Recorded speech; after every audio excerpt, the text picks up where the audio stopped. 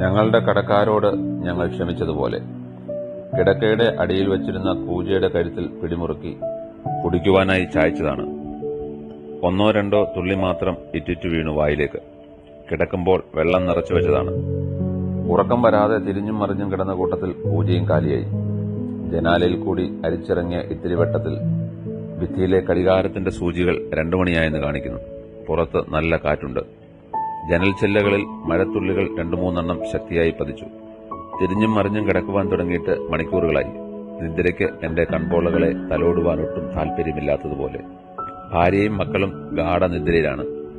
ഉറക്കം വരാത്തത് എനിക്ക് മാത്രമാണോ? എനിക്ക് നേരെ നിദ്ര തന്റെ വാതിലുകൾ തഴുതിട്ട് പൂട്ടിയിരിക്കുകയാണ്. കടക്കാരന് ഉറങ്ങാൻ കഴിയില്ല. ആദിയോടെ കാത്തിരുന്ന ഭയപ്പെടുത്തിയ ദിവസം നാളെയാണ്. ജനൽപ്പാളികൾ വീണ്ടും ശക്തിയോടെ ചേർന്നിറഞ്ഞു. ജനൽപ്പാളികളിലൂടെ ഇരുട്ടിലേക്ക് നോക്കുവാൻ എനിക്ക് ഭയമായി. തീരുമാനങ്ങൾ എടുക്കുവാൻ കഴിയാത്തവൻ ഒന്നിനും കൊള്ളാത്തവനാണ്. ധൈര്യമില്ലാത്തവനാണ്. വിശ്വാസം നഷ്ടപ്പെട്ടവനാണ്. എല്ലാം നഷ്ടപ്പെടുത്തിയവനാണ്. എന്തു ചെയ്യും? എങ്ങനെ? ഈ രാത്രി പുലരാതിരുന്നുവെങ്കിലെന്ന് ഞാൻ ആത്മാർത്ഥമായി പ്രാർത്ഥിച്ചു. ഇനിയുള്ള പുലർക്കാലം കാണുവാൻ കഴിയാതെ ഈ രാത്രി നീണ്ടുപോയിരുന്നെങ്കിൽ, ഉദിക്കുവാൻ ആദിത്യൻ മറന്നുപോയിരുന്നെങ്കിൽ, പാടിയുണർത്തുവാൻ കിളികൾ ഉണരാതിരുന്നുവെങ്കിൽ. ഒന്നിനും കൊള്ളാത്തവനായി ഭാര്യയും മക്കളെയും വിറ്റ് കടം വീട്ടുന്ന ഗതികെട്ടവൻ ജീവിച്ചിരുന്നിട്ട് ഇനി എന്താണ് കാര്യം? പുറത്തെ കൂരിരുട്ടിലേക്ക് നോക്കുവാൻ ഭയന്ന് തലയിണയിലേക്ക് ഞാൻ മുഖമമർത്തി. കണ്ണുനീർ കണങ്ങൾ ഇരുവശത്തൂടൊഴുകി തലയിണയെ നനയിച്ചുകൊണ്ടേയിരുന്നു. നാളെ മുതൽ കിടക്കേണ്ട കാരാഗ്രഹത്തിനും ഇരുട്ടിന്റെ നിറമാണല്ലോ എന്നോർത്ത് ഞാൻ നെടുവീർപ്പിട്ടു. ഇനിയും ഒരു തിരിച്ചുവരവില്ല എന്ന യാഥാർത്ഥ്യം അസ്ഥികളെ മരവിപ്പിച്ചു. തണുത്ത കാറ്റ് ശീൽക്കാരത്തോടെ മഴയുടെ വരവറിയിച്ചു. സുഖമുള്ള നിദ്ര ആസ്വദിക്കേണ്ട പുലർക്കാലമാണ്. പക്ഷേ ഞാൻ മാത്രം അതൊന്നും ആസ്വദിക്കാനാവാതെ പ്രാണഭയത്തിലാണ്. എന്റെ അരികെ പുതുപ്പിനുള്ളിൽ ഒന്നുമറിയാതെ കിടന്നുറങ്ങുന്ന കുഞ്ഞിനെ ഒന്നുകൂടെ ഞാൻ ചേർത്ത് കിടത്തി. 2 ധ്രുവങ്ങളിലേക്കുള്ള യാത്ര എത്ര കഠിനമെന്ന് ഞാൻ തിരിച്ചറിയുകയായിരുന്നു. സങ്കടം നിയന്ത്രിക്കാനാവാതെ എന്റെ കൺതടങ്ങൾ നിറഞ്ഞു ഒഴുകിക്കൊണ്ടേയിരുന്നു. ആഗ്രഹിച്ചതൊന്നും സാധിച്ചില്ല. നേരം പുലരാതിരുന്നില്ല. ഉദിക്കുവാൻ ആദിത്യൻ മറന്നില്ല. പാടി ഉണർത്താതിരിക്കുവാൻ കിളികൾ ഉണരാതിരുന്നില്ല. പുലർകാലം കാണാതിരിക്കുവാനായി രാത്രിയും നീണ്ടുപോയില്ല. പതിവില്ലാതെ നേരത്തെ തന്നെ ഞാൻ ഉണർന്നു. ഉറങ്ങിയാലല്ലേ ഉണരേണ്ടതുള്ളൂ. കയ്യിലെ കട്ടൻ കാപ്പിയുമായി ഞാൻ ഉമ്മറത്തേക്ക് നടന്നു. പറമ്പിന്റെ അങ്ങേ തലക്കിൽ കൂടി ഒഴുകുന്ന പുഴയിൽ കൂടി തുഴക്കാർ മതിമറന്ന സന്തോഷത്തോടെ വഞ്ചി തുഴഞ്ഞു പോകുന്നു. ഓരോ ദിവസവും ഉണരുമ്പോൾ നൽകുന്ന മനോഹര കാഴ്ചകൾ ഇനിയും മുൻപിലുണ്ടാവില്ല. 1-2 പണമല്ല തിരിച്ചടയ്ക്കുവാനുള്ളത്, 10,000 താലന്താണ്. കൂട്ടുകാർക്കോ വീട്ടുകാർക്കോ ബന്ധുക്കൾക്കോ ആർക്കും തന്നെ സഹായിക്കുവാൻ സാധ്യമല്ല. ഇനിയും സഹായിക്കുവാൻ കഴിയുന്ന ഒരേയൊരാൾ യജമാനൻ മാത്രമാണ്. കടം ഇളച്ചു തരുവാൻ, കരുണ തോന്നുവാൻ പ്രാപ്തിയുള്ള ഒരേയൊരു മുഖം യജമാനന്റേത് മാത്രമാണ്. വീണ്ടെടുപ്പ് വില കൊടുപ്പാൻ പ്രാപ്തിയുള്ളവൻ. എന്റെ ഊഴവും കാത്ത് വെളിയിൽ നിൽക്കുമ്പോൾ യജമാനന്റെ സന്നിധിയിൽ നിന്ന് മടങ്ങിവരുന്ന ഓരോ മുഖങ്ങളിലുമുള്ള ആശ്വാസത്തെ ഞാൻ വായിച്ചറിഞ്ഞു. ഇളച്ചു തരുവാൻ യാചിക്കണമെന്ന് ഞാൻ മനസ്സിൽ ഉറപ്പിച്ചു. ഒന്നുകിൽ തടവറ, അല്ലെങ്കിൽ മനസ്സലിവ്.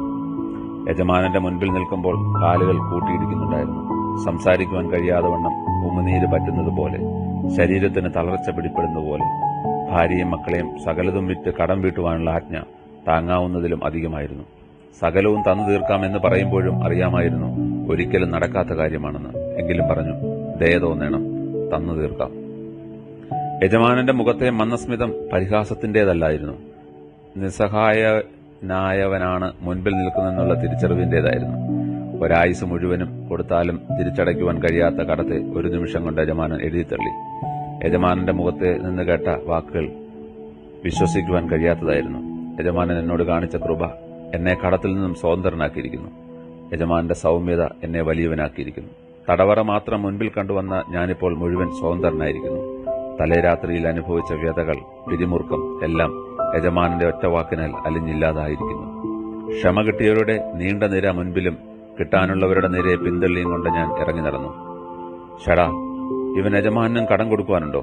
നീണ്ട നിരയുടെ ഇടയിൽ എനിക്ക് പണം തരുവാനുള്ളവനെ കണ്ടപ്പോൾ എനിക്ക് വല്ലാത്ത അരിശം വന്നു. ഞാൻ 10,000 കൊടുക്കുവാനുണ്ടെങ്കിൽ ഇവൻ എത്രമാത്രം കൊടുക്കുവാനുണ്ടാകും? എന്നോട് ക്ഷമിച്ചതുപോലെ ഇവനോട് എന്തായാലും അദ്ദേഹം ക്ഷമിക്കില്ല. എന്നെപ്പോലെയാണോ ഇവൻ? എന്റെ കയ്യിൽ നിന്ന് 100 വെള്ളിക്കാശ് വാങ്ങിച്ചിട്ട് ദിവസങ്ങളായല്ലോ. കുടുംബത്തിന്റെ പ്രാരാബ്ദം കണ്ടിട്ടാണ് എടുത്തു കൊടുത്തത്. അതും കടം മേടിച്ചതിൽ നിന്നാണ് എടുത്തു കൊടുത്തത്. ഇതിങ്ങനെ വിട്ടാ പറ്റില്ലല്ലോ. എന്റെ നല്ല സ്വഭാവം കൊണ്ടും ഞാൻ മര്യാദക്കാരനായതുകൊണ്ടും ഞാൻ കൊടുക്കുവാനുള്ളതിൽ നിന്നും 10,000 താലം തിളച്ചു നൽകിയത് എന്ന് വിചാരിച്ച് ഇവൻ ഇങ്ങനെയാണോ? എത്ര വട്ടമെന്ന് വെച്ചാണ് ക്ഷമിക്കുക? ഇതിപ്പോൾ അവധി എത്രയായി? സഹിക്കുന്നതിനും ക്ഷമിക്കുന്നതിനും ഒരു പരിധിയില്ലേ? ദേഷ്യവും സങ്കടവും എല്ലാം കൊണ്ട് എന്റെ കൈയും കാലും വിറച്ചു.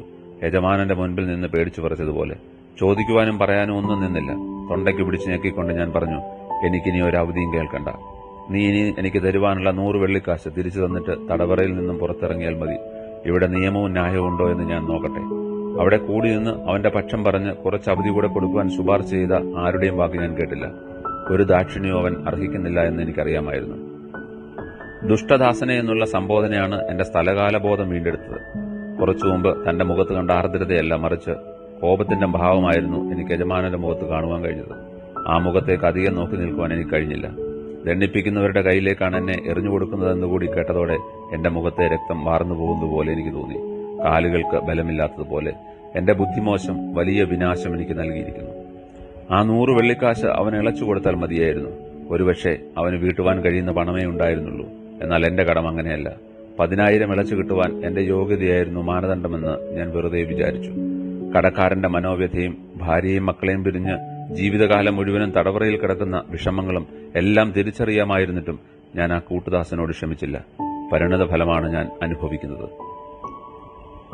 നാം ചെയ്ത സകല പാപങ്ങളും, ആരോടും പറയുവാൻ കഴിയാത്തത്, സമൂഹത്തിന്റെ മുൻപിൽ പറഞ്ഞാൽ മറ്റുള്ളവർ അറിഞ്ഞാൽ നമ്മെ ആട്ടിപ്പായിക്കുമായിരുന്ന ഗുരുതര പാപങ്ങൾ, ഇപ്പോൾ ചിന്തിക്കുമ്പോൾ ലജ്ജ തോന്നുന്ന സകല പാപങ്ങളും, നമുക്കുള്ള സകലതും വിറ്റ് കടം വീട്ടുവാൻ ശ്രമിച്ചാലും കൊടുത്തു തീർക്കുവാൻ കഴിയാത്ത കടം, ഒരു നിമിഷം മനസ്സെല്ലാം ഞെളച്ചു കിട്ടിയിട്ട് മറ്റുള്ളവർ നമ്മോട് ചെയ്ത ഗുരുതരമല്ലാത്ത വീഴ്ചകൾക്ക്, ക്ഷമിക്കുവാൻ കഴിയുന്ന നിസ്സാര തെറ്റുകൾക്ക് അവരുടെ ഭാഗം കേൾക്കുവാൻ തയ്യാറാകാതെ, സംസാരിക്കുവാൻ അനുവദിക്കാതെ, ന്യായങ്ങൾ ഒന്ന് കേൾക്കുവാൻ നിന്നുകൊടുക്കാതെ നാം തൊണ്ടയ്ക്ക് പിടിച്ചു ഞെക്കി തുറുങ്കിലടക്കിയാണ്.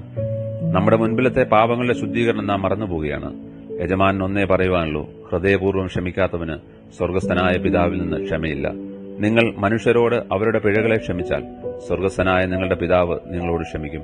നിങ്ങൾ മനുഷ്യരോട് പിഴകളെ ക്ഷമിക്കാഞ്ഞാലോ നിങ്ങളുടെ പിതാവ് നിങ്ങളുടെ പിഴകളെയും ക്ഷമിക്കുകയില്ല. പ്രാർത്ഥന പഠിപ്പിക്കുമ്പോൾ കർത്താവ് പറഞ്ഞത് ഇങ്ങനെയാണ്: ഞങ്ങളുടെ കടക്കാരോട് ഞങ്ങൾ ക്ഷമിക്കുന്നത് പോലെ ഞങ്ങളുടെ കടങ്ങളും ക്ഷമിക്കണമേ. പ്രാർത്ഥനയുടെ ഇടയിൽ കർത്താവ് ഒരു ഉപാധി വെച്ചത് ഇതിനു മാത്രം.